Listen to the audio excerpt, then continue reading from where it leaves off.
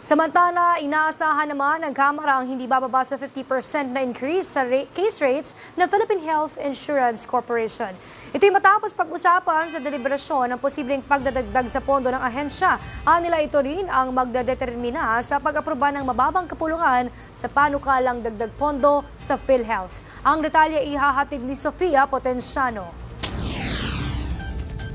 Sa naganap na plenary deliberation ng panukalang 253 billion pesos budget ng Department of Health, binigyan ng deadline ni House Committee on Appropriations Chairperson at Nueva Ecija 1st District Representative Micaela Swansing ang Philippine Health Insurance Corp para magsumite ng proposed schedule ng mga bago at mataas na case rate para sa susunod na taon.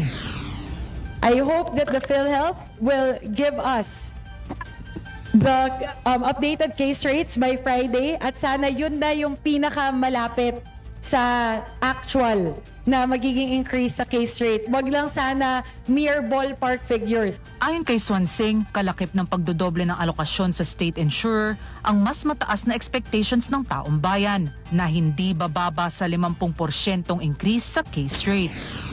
I think everyone po is in agreement na yung 60 billion pesos is a huge ask on the part of PhilHealth and we would need more information as to whether or not to ultimately approve it in the final version of the HGAB. Iginiit ni Swansing na ang karagdagang 60 billion pesos na i-realign ng Kamara mula sa budget ng Department of Public Works and Highways ay idadagdag sa 53 billion na naunan nang itinalaga sa 2026 National Expenditure Program.